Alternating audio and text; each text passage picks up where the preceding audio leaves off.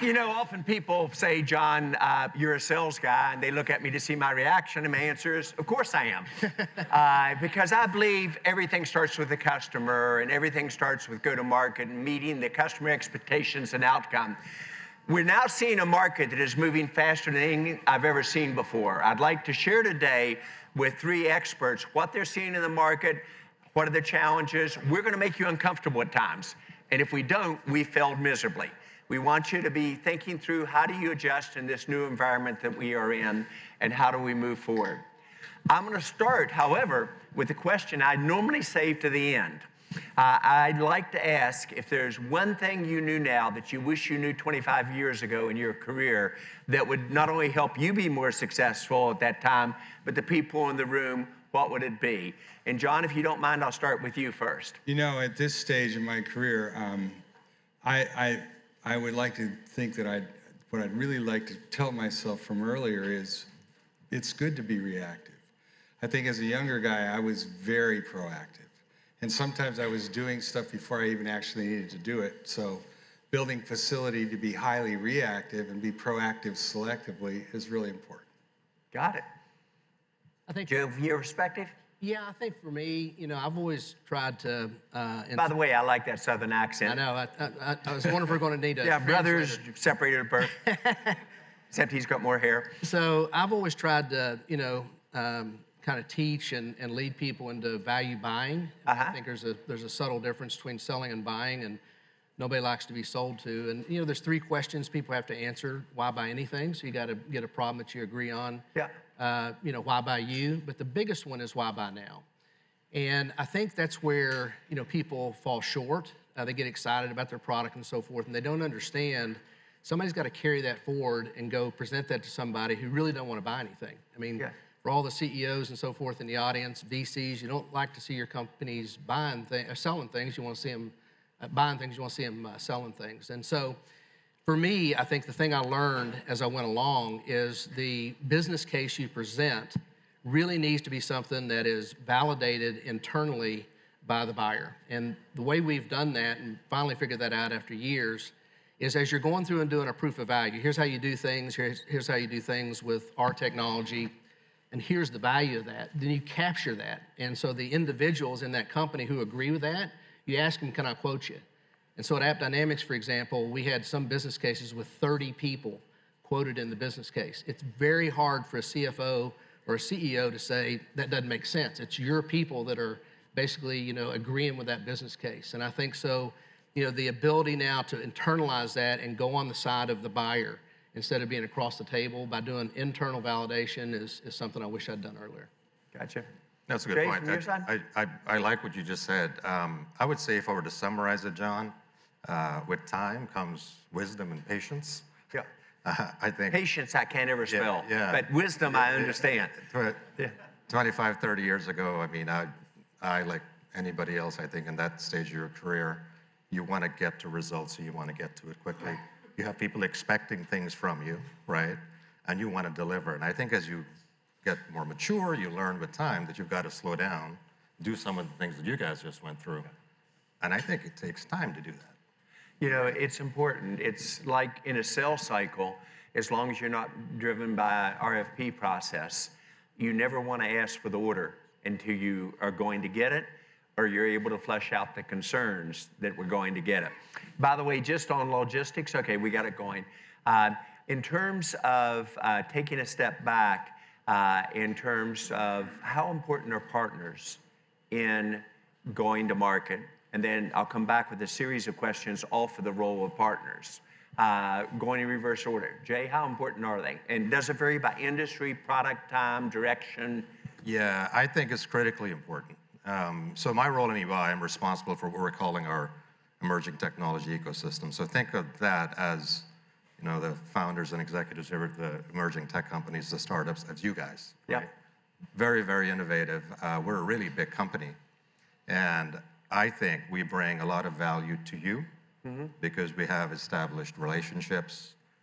Those things are hugely important. You've got to sell effectively, and you need confidence in your product.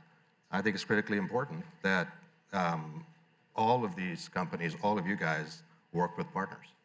Yeah, we've made a lot of mistakes over Yeah, the well, years, and I think we can apply them for you. EY, as I said earlier with your CEO, Chairman, has a very good relationship with your customers, better than most of the others. About 6 of my startups are working with you all on it. Now, does it vary as you partner based upon how new the technology is and how leading edge for it? Does that change whether you can use partners successfully or not? And if so, which ones? I think that's a great question, and I think it does. There are certain types of products that sell themselves, right? Because you're unique and you do certain things that are very important to a particular executive, whether it's the CTO or whoever in your client. Maybe you don't need the partner as much for that. But if you're integrated into a transformative type experience, which is what we do, that is 100% a part of a package, that our role is to kind of pull all of that together. So I think it varies, John, perhaps by product. But overall, the relationships with partners, the long-term trust that you build with partners, critical. Same question, Joe, just a little bit of guidance about, in what partners have you found most effective in your career? I would give some answers that vary by size of company and by market. Let me give you an example. So my philosophy is I think the best partners are customers. And so, for example, at Mercury, HP was a big customer. At McAfee, Intel was a big customer. At AppDynamics, Cisco, your former company, ended up buying us. They were a big customer. Congratulations, by the way. But the thing that those three companies had in common was we all got acquired. But that's not the outcome that necessarily has to be, because at CrowdStrike, we did the same thing. And what you do is you get a salesperson who focuses on the strategic, so the strategic partners. You give them 3 to 5 and say, I want you to go sell to them, I want you to go sell with them, I want you to go sell through them. So at CrowdStrike, we chose 5, just like we did the other 3 companies I was mentioning. And they chose AWS, broke in, got a significant deal as a sell to. 3 years later, got an even bigger deal. And today, when you look at CrowdStrike, they were the first billion-dollar company in marketplace. So, strategic partners are the best, are the customers. The second thing I would say as a startup, there's a couple things we used at AppDynamics and CrowdStrike and PagerDuty, 3 good outcomes. And that is, when you're nascent, nobody knows who you are, how do you get them to know who you are? Well, what do partners care about? They care about making money. And so we implemented programs in all 3 companies where if you signed up and brought us an opportunity, so as partner sourced, we gave you 20% of the gross. And if you did a certain amount, it went to 25 and 30. Sounds expensive. But basically, I'm trying to get known, and I'm trying to get in somebody's line card. And so we picked some really big partners, got their attention, and got the business going. Now, CrowdStrike, we did that, but they dialed it back as they got bigger. But initially, nobody knew who they were.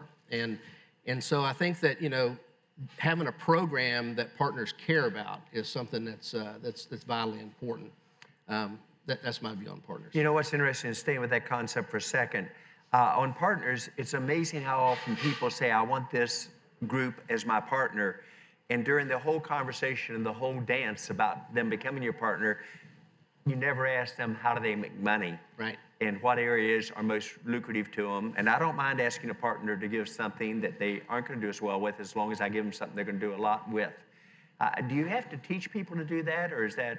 Well, it's not natural to them. I think the other thing that I would add is that too often marketing, for example, will come to you with MQLs. Basically, from a channel perspective, what I'm interested in is partner sourced. And so I want to take my pie and grow it with somebody else's nickel. And so this concept of, what's good for both of us. So we've got to win, the partner's got to win. The best way to do that is having them as a customer. So it's not something that's natural, but if you can implement that, we went from AppDynamics 6% to 33% in terms of channel-led business. So it was significant. It moved the needle. Gotcha.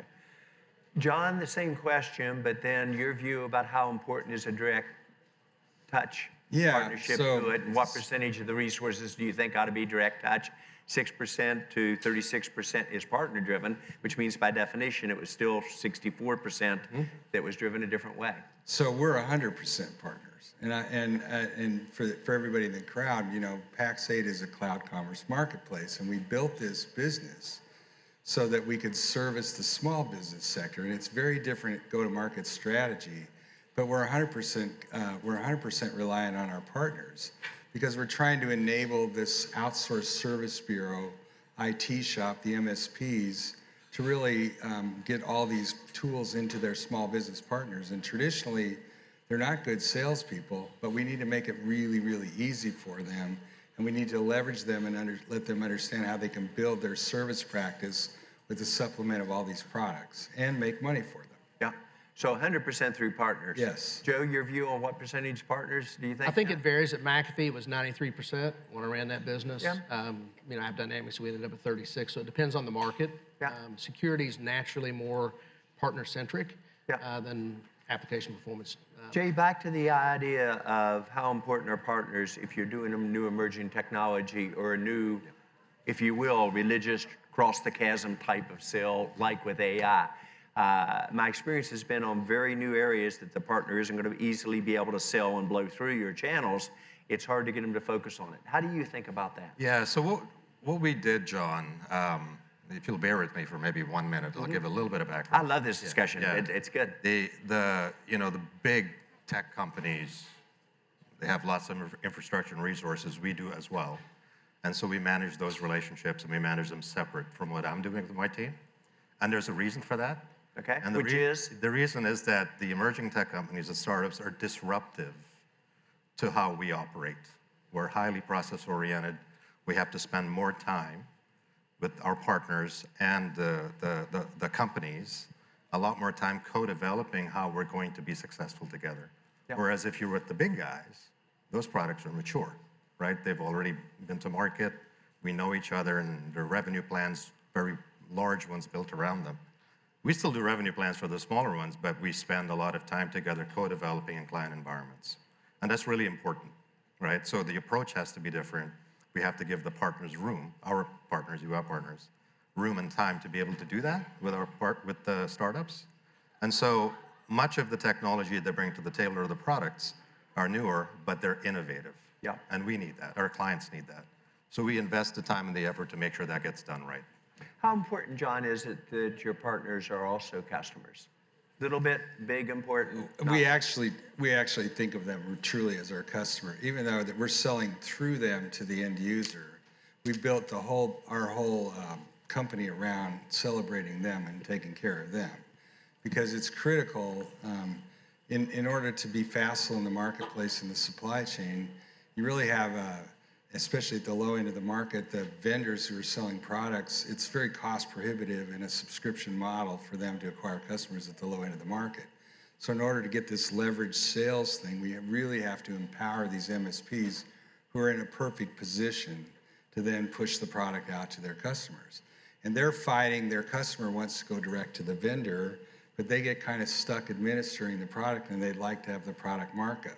So what we do for those guys is we train them incessantly. We have a very, very strong training program, and we couple them with subject matter experts with our engineering crew.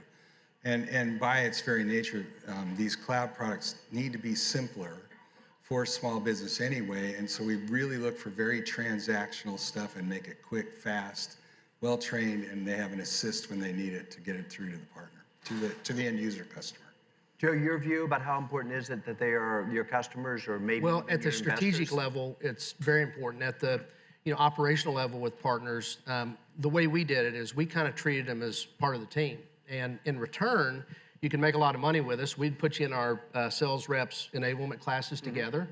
But we had a saying, you've got to choose us. You've got to recommend us. You got to lead with us, right? So it's a rich program. It's not for everybody. If you want a line card with 3 alternatives, we're not the company to deal with. Yep. I had a saying, the only thing you get by sitting on a fence is a sore hind end. So you got to get off the fence and pick a side, right? And so we did that at App Dynamics, and again, CrowdStrike and PagerDuty to great success. It wasn't easy because a lot of partners, wanted on the line card once you took off, but it's like loyalty matters, and so for us, that's how we did it. Yeah, I've found one of the things that I love to compete, as you all already know, and very quickly, if I was competing against a given company in a distribution environment or a customer environment, one of the first things I would do is ask that distribution partner whose products do they use, and I already knew the answer. I wouldn't have asked the question. I've also found that if distribution partners invest in your future and make even a small investment, $1 million, it sends a message to the market that is huge. Yes. In terms of the direction. Would you all agree? I do. I mean, but to that, one of your companies, John, ASAP, we bought the product ourselves. Yeah. I don't mind plugging the company at all. I'm very open to that. What was the name? I couldn't quite hear. ASAP. I see Gustavo. ASAP? Is Gustavo back there? Yeah, I don't know if he's there, but I saw him in the hallway. Yeah. But we did purchase the product. Yeah. And we're using it for our managed services call centers Yeah. ourselves. So, I mean, that goes a long way when you're trying to sell to third parties. You know, they ask if you use it exactly to your point. That's a lot of credibility to the partnership. I tell you, one other thing that's incredible to me is how many companies don't use their own product. So what we would do at McAfee, AppDynamics, CrowdStrike, when you came into our EBC, we showed you how we used it. You'd be amazed at how many companies don't eat their own dog food. And I knew who they were. And exactly. And I would ask really them, hammer them. have them show you how they use it. Yeah. It's a good. I like that. It's a good I like question. that. Yeah. You learn each step of the way. AI is probably going to be the most disruptive technology ever. I didn't say that 15 months ago or 18 months ago. I said it 7.5 years ago when people couldn't even spell AI. And understanding what this is about is hard, but it's going to require a different go-to-market strategy, I think. And part of it is this is going to move so rapidly, you've got to change your AI strategy, even if you're like an ASAP. Or another AI go-to-market company, you're probably evolving your strategy every 18 months. How do you adjust that to partners? How do you even get your head around that? And if you'll start, Jay, in terms of your thoughts here. Yeah, well, maybe I can talk a little bit, John, about what we're doing. I mean, you touched on it this morning in Carmine's conversation with you. There's a profound impact on how we do our work, how we deliver our services, and we're very focused on figuring out how do you deliver, you know, a consulting project to a client now that you have this wonderful tool that can do a lot of the things that we used to have thousands of people doing. And a lot of these things are being piloted right now within our firm. We've got hundreds of these projects going on with clients. So a wonderful tool that thousands of our people used to do. Right. I think the impact. I just didn't want that to escape because that is the speed of change that's going to occur in every company. It's happening right now. The funny thing with change is while it's happening to you, you don't really notice it because you have to deal with it. Yes. But when you look back a year, 2 years from now, you go, wow, look what just happened. I mean, the way we do research, all of that sort of stuff is changing on a daily basis. So it is profoundly impactful to us. It is profoundly impactful to our clients. I think the hype cycle has probably come down a little bit, John. So I think people are sort of stepping back and saying right now, let's identify the 10 most burning issues we have in our company, and let's figure out how AI helps us to fix that. And that's kind of what's happening today in many of our more mature client conversations. So with AI, and it's important to distinguish between the hype cycle of AI versus how do you use AI. You're not saying AI is going to slow down in its total hype. You're saying which areas are going to get the payback, which sequence do you go in, et cetera. Like for the internet, for the audience, early sales, we're entering orders online, doing customer support online. If you try to do a virtual close early, people would have really struggled with it. So exactly. So the whole notion of vertical AI that we talk about often now, I think we're seeing a lot more of that. So people have stepped back and they've said, I've got supply chain issues. How can I use AI to effectively do that? Customer service issues. I mean, your investments in that, back to ASAP and others like them again. I think this has been really good for those companies. And I think companies have finally realized that if we don't move quickly on this thing, we'll be left behind. So it is profound, it's fast.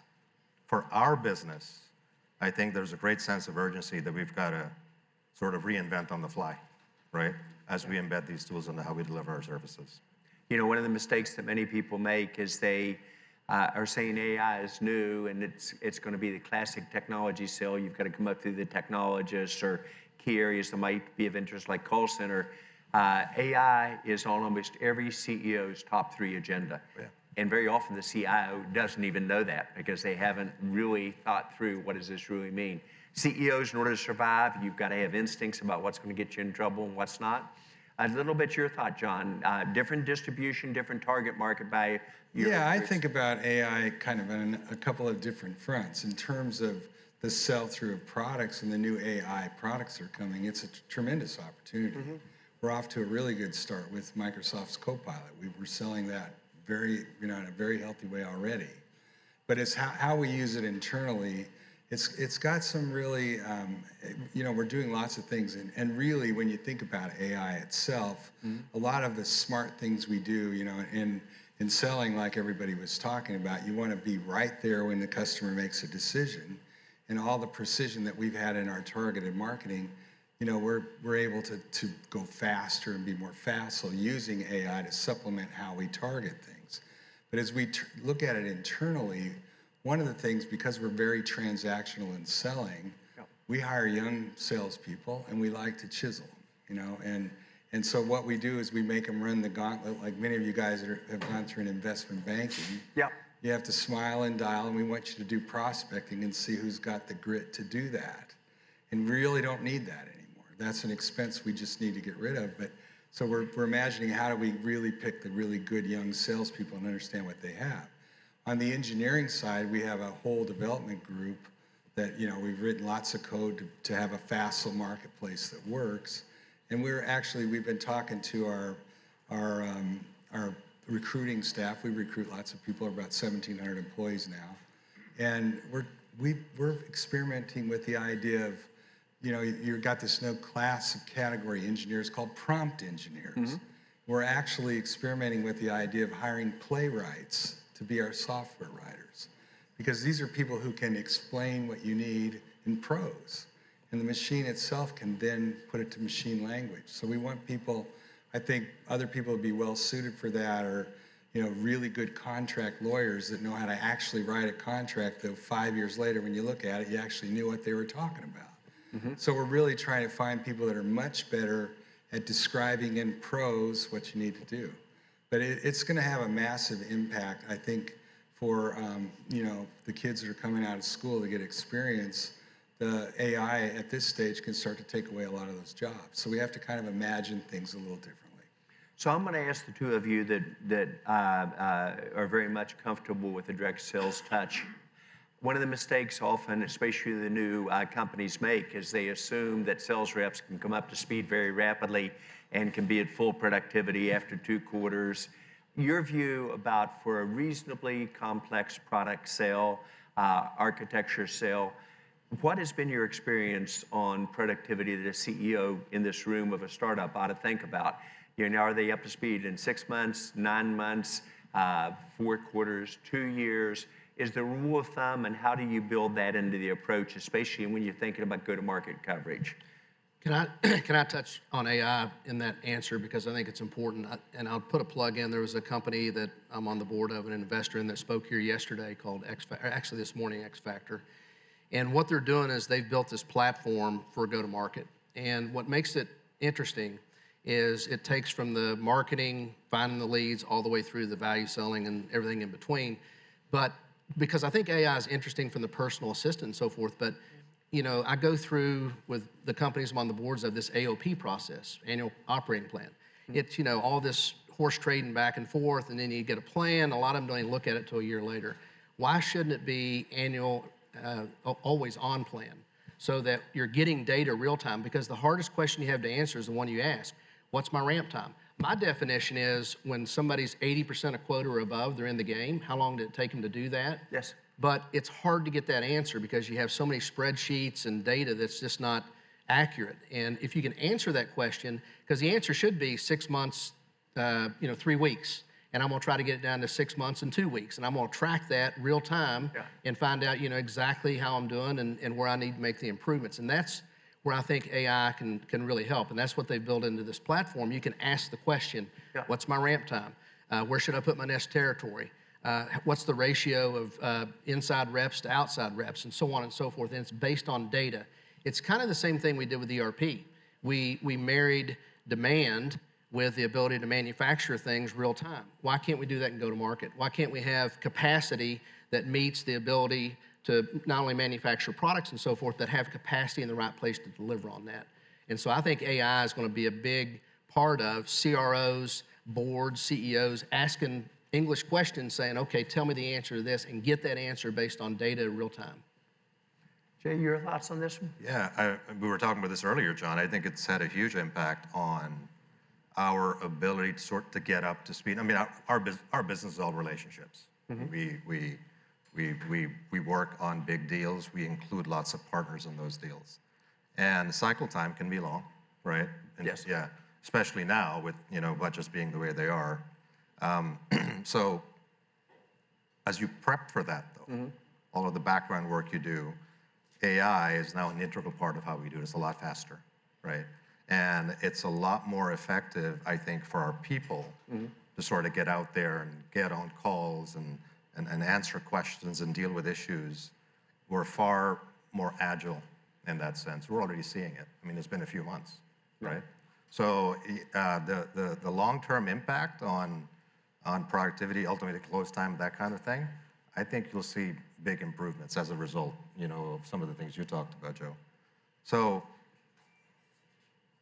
I would say, I'm trying to think of our pipeline right now. I would say that when I think about, you get a call from a client, and the client says they need such and such a problem fixed. It might have taken us, let's say, a week to get ready for that. Today, it's like a day or two. Because we're using the tools effectively. Learning that data, and it'll vary by industry and the complexity of your product. Yeah. I'm a numbers person. And people said, well, for 40 quarters, John, you all never missed a quarter. 80% of your business was new every quarter. And how did you do that? Well, the answer is we knew modeling exactly what we'd done in the prior week, the prior year, by month, by quarter. But we also knew exactly what our sales coverage was, and I knew what percentage of sales reps would make goal under normal times. We knew how long they'd been within the company. And we always were 1 to 3% cents above analyst expectation. And they said, great job. How did you do that? Well, the answer is we really understand our business cold. Yeah. And we could actually use our distribution go-to-market to determine the implications on it. And for new products that were hard sales, we knew that the channels would not be able to blow those through as quickly, especially. Are there key channels that you found better in emerging technologies, or key customer groups that are more effective on it? We had a brief conversation on that earlier. Well, we think we're a good channel for the companies out here, working with us. Now By the way, I want to reinforce that. I wouldn't say if you weren't, but you are very effective for the channels I work with. It takes a while to engage you all, though. It does. A year or two. It does. And it's because of the nature of the organization. It's a very large firm, very process-oriented. And so what was important for us is to separate how we interact with the startups from the regular core business, as I mentioned earlier. And so I would say, if we stay on the AI theme, John, if you think about the use cases that are getting the most attention, about where AI can have a more meaningful impact, customer service, that kind of thing, I'd say work with us, right? That's where we're focused too. And I think for you guys out in the audience, we can be very successful together. And we're seeing that. I mean, our clients want the innovation that comes from the startup world. And I think we kind of got smart to that too, right? Because we're trying to make that a more integral part of our go-to-market. And I think there's a bright, bright future ahead. It's a very, very attractive relationship, that large firms like ours can bring to the table with the relationships, and then the innovation that your portfolio companies, have. John, your thoughts on this? Well, twofold. One, at the low end of the market, what I find kind of curious is when you start to work with MSPs and say, what's your focus? What's your focus? And people say, well, I'm a healthcare guy. And what you really find is, well, out of their 40 customers they service, they have 6 healthcare companies. So all of a sudden they're a healthcare. And really they're more horizontal at the low end of the market.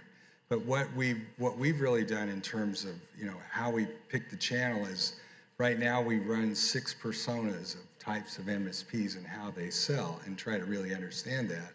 And with the advent of AI, we don't really have to bucketize that. We can just really figure out what they are and how they best sell to market. One of the more interesting things that we are pursuing is, we think the new MSP of the future is the CPA firm. Because when you get out of the break-fix business, which a lot of these MSPs start off, wiring LAN closets and doing things. Now you're into business process. Yes. And the CPAs themselves are much more adept at this. And in the stack of, let's take a 30-person law firm, they have an MSP, they have an outsourced IT guy, and they typically have an outsourced accountant. And I came out of the Arthur Andersen world, so I know this. I started my career as an auditor at Arthur Andersen as a kid out of college. And now, you know, as us CPAs know, they added a whole section to the CPA exam around security. So the CPA itself has to have some proficiency around IT products in the stack for the businesses that they audit.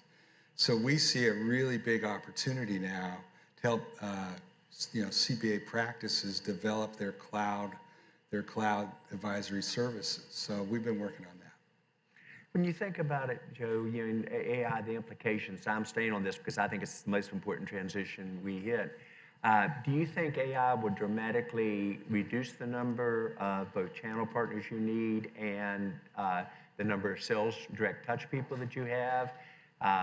Does it depend on what industry, especially consulting? So I'm coming to you on that, Jay, in terms of how much of traditional consulting will be moved to AI, and do you literally move people up market? Will you maintain the same? How do you even think about it? I think, you know, it depends on the segment. For example, at the low end, probably. I mean, there's a lot of automation you can build into the go-to-market and the sales process. I think at the upper end, it'll make people more productive. And I wanted to expand on something you touched on, because I think if there's two things I could say that's radically important in go-to-market. One is your first meeting deck. You got to get that right, and you got to get it to where it answers those three questions. But the second thing is capacity. So capacity is, there's only three metrics. It's ramped reps, unramped reps, and attrition. And too often companies kind of confuse that with quota.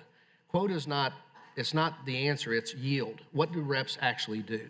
And then if you build that model and you get the capacity, you're not going to miss. When I got to McAfee, they were 73%. So in other words, if every rep hit their quota, they do 73% of the number.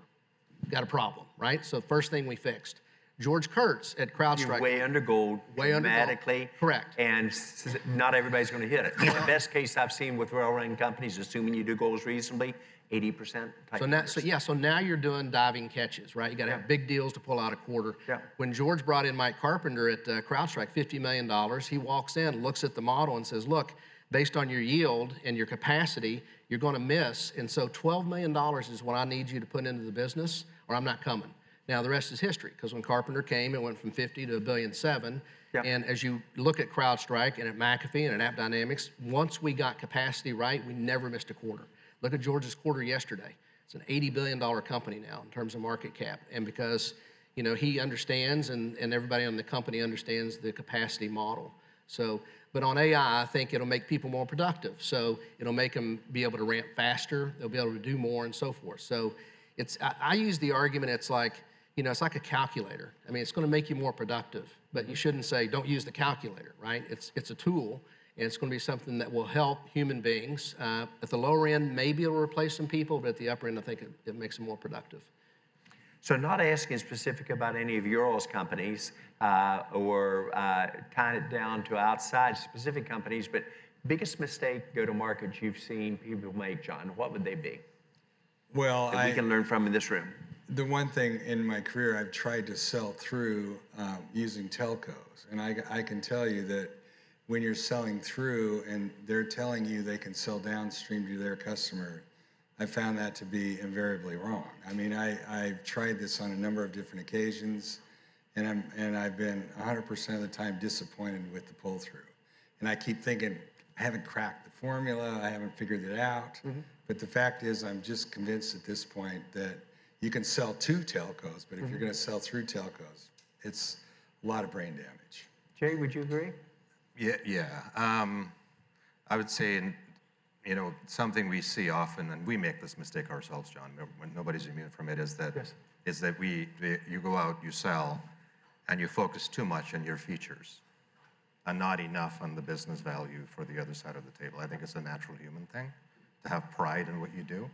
And I think that still continues to be one of the bigger challenges, right? That you get, but you recognize it, and you solve for it. I wanted to, if I could, touch on that AI point, Yes. and the impact that that is having.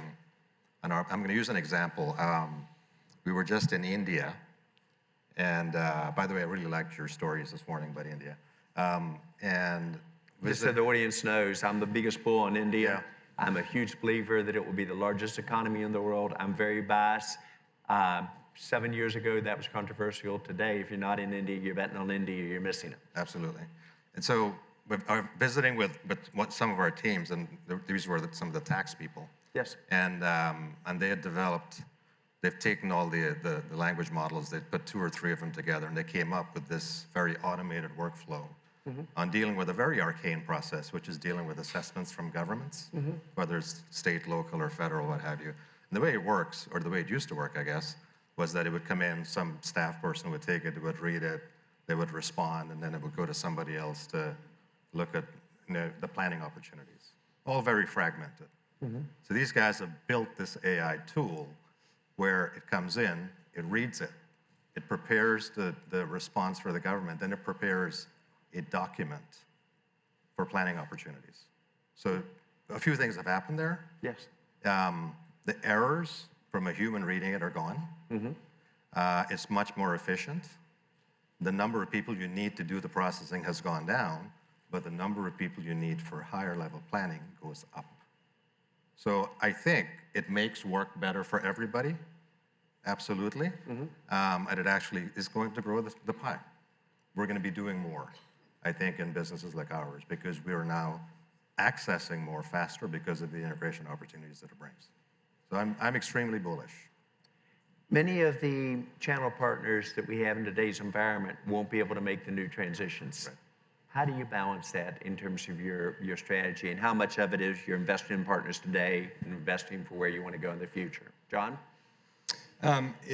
One of our biggest challenges is to pick the winners, because we have a lot of small MSPs that really are never going to be that proficient as business guys. So it's an ongoing challenge, and we're trying to see how people are adapting to new environment. And again, if we have the facility in our ability to understand them through AI, we'll be able to see trends sooner and really pick the guys that are winning. We're seeing a lot of PE roll-up plays into the MSP business, and it's been kind of interesting to watch. I would have said, 10 years ago, that would be tough to do because there's so much personal relationship going on. But it's getting easier and easier to do the personal relationship between that small MSP and his small business partner. But as you get more of this AI and proficiency, that personal contact may not be as important. But I don't think that you'll ever usurp the personal touch out of it. In fact, one of the things I'm so curious about what's going on is I'm absolutely sure that companies in this decade that are highly proficient at moving to much more of a machine delivery kind of model are going to be highly rewarded. But I think we're going to have a pendulum swing 10 years out, and it's the people that keep the humanity in their business that are going to be better rewarded after everybody. It's going to become table stakes at being smart about machine supplementing to the proficiency of your business. But 10 years out, it's like, do you have good humans helping you too? So 2 concepts on this next area. When you look at what is dramatically different versus just 2021, we forget how quickly that blew by. But for a decade with free money, et cetera, we in the technology field were candidly often selling products to one unique buyer, figure out they had the budget, focus on that person, and we were selling products either responding to the RFP or the customer knew kind of what they wanted. In today's environment, 2 things are happening. First, if you're selling products, looking for an RFP, you're already in deep trouble. You've got to really say, what is the outcome that you want? So how do you think about your go-to-market strategy given that it's outcome? The second fatal mistake so many companies make now is they've called on just one person. Even with AI, I call on the individual person in the call center, or I call on the CEO, who's my sponsor. In fact, today, when the decisions start to go down, first the CIO is pulling budget back in tighter. We all see it. The CFO is more involved in terms of the approach. If you've got a year sales cycle, your decision makers are turning over every 2 years in their roles. How do you think about that in terms of the market? How do you sell outcomes differently, and how do you call wider, which often has to rethink your go-to-market strategy in total? As soon as people come into our firm, we put them through sales training. Yes. And a big part of that is, and you would know this well, the relationship map. Yes, it right? is. Across the organization. And we don't really give a team a passing grade unless that thing is wide, right? And as deep as you can go, but it has to be wide. And the reason is exactly as you said. Yeah. People talk to each other. Companies are much more integrated. You want to do well over here so they can refer you over there, right? And so it's critical. And I think it's more so now than ever. You know, it's like an income averaging strategy. Economies go up and down, cycles happen. Yeah. And if you're selling to a large enterprise, which is mostly what we do, right? We want to be in as many places as possible. So you have to know everybody, right? And you have to have the ability to connect the dots because quite often, you know, within their organizations, they're siloed. And so those are some of the things that we bring to the table when we work with the partners, you guys in the audience. That's hugely valuable, right? To bring that insight that we spend months and months developing, or years even in some cases. You'll be shocked how often when you talk to a direct sales force or key partners, you ask them to do the basic, show me the map of the organization, how the decision's going down, who's got the budget, who doesn't, is the CIO involved now, where before they were not, et cetera. Your partner or your sales rep kind of looks at you with a little bit of glassy eye. Doing that basics well, especially during tough times, is key. So, John, what I'm seeing is in the market is that it's changed from the fact that you not only have to beat your competitor, but the company's going to spend, you know, things on 3 out of 10. How do you make the 3? So it may not be your technology that necessarily is going to be chosen because the business case is not there. And we trained, you know, our sales reps not only to go and touch as many people as possible and build a business case, but to get to an economic buyer. And there's 3 questions that you ask. Number 1 is, would you sponsor, you know, us doing a business case? Because that takes people's time. The second thing is, and this is an important question, is what's success look like to you? And you'd be surprised at how many times his or her direct reports thought it was one thing, but when you ask that person, it's something totally different. And now all of a sudden you're honed in on what they want to see. The third thing is, if we come back with a business case, it's compelling. We solve your problems. What will you do about it? If the answer is not, we'll buy it, then you know you've fallen short, and you need to either keep driving on that or move on to another one, because those are the 3 key questions. Hard to ask that last one because sales reps don't like to hear that answer. Yeah, well, I think it's also a huge mistake if you don't ask what does the customer really expect, and you know, what does it take for them to make the buy. Right. John, final thoughts. Go to market, topics we haven't touched on, et cetera, for the group. Yeah, we talked about this a little offline. In my world, one of the things that we really focus on, we have a terrific culture. And in our environment, we really celebrate the employee. And so we really are focused on having a great experience for our employees who come to work for us, because we touch 500,000 small businesses right now. And in order to have a good customer experience, if I have really motivated, happy employees, I have a high preponderance of having customers who are really satisfied. And then when we look at the, we look at the Reddit logs and things like that, and we have a very loyal following, have very high retention. And we've focused on super training our guys. I want people who deal with us to think about, wow, those PAX 8 guys, they're really engaged, they're really smart people, and they're really good to work with. So we focus very hard on that part of it, and the rest kind of takes care of itself. Joe, your thoughts? I think the thing I'd leave everybody with is the thing I've learned over my career is, sales methodologies, all those things, work hard, those are all important, but I think inspiration is more important than perspiration. And what I mean by that is, how do you rally the entire company from R&D all the way through to sales and get everybody in the boat and keep them informed in terms of what's going on, especially in small startups and even in larger companies, because, work hard only works so long. It's we're inspired to go take that mountain, and we're all, together everyone achieves more was the thing I used to say. I used to do a thing every Friday called Joe Time, 2 minutes, top of mind, here's what I'm seeing, here's what's working, here's what's not working. And I did it for the entire company because it makes everybody feel connected. So a lot of times in R&D, they'll build something, they won't know why people bought it. Well, how do you expect them to build things people will buy if they don't understand why people are buying it? So, the inspiration piece, I think, is more important than even the perspiration. Yeah, and to your indirect comment that you make, it's important for every part of your organization to touch the customer, Yes, to understand how do they use it, what's working, what's not. Jay, bring us home. So my closing thoughts, it's a really exciting time that we're in. It's unbelievable. In fact, I think about my children and what they're going into for the next 10 years is going to be remarkable. If I think about what we do in firms like us, Yes. with the reach that we have, we can be super helpful in partnership with you guys. The innovations that you bring, the insights that we have, and the relationships that we have, the two are an unbeatable combination. And I would just leave you guys with that final comment. You know, the more we can partner, the more we can work together, the better prepared we are, the better positioned we are to deal with what we're already in. And it's moving fast. I want to thank the panel, John, Joe, Jay, for joining us today. I hope you found it useful. I hope we made you uncomfortable at times. Thank you.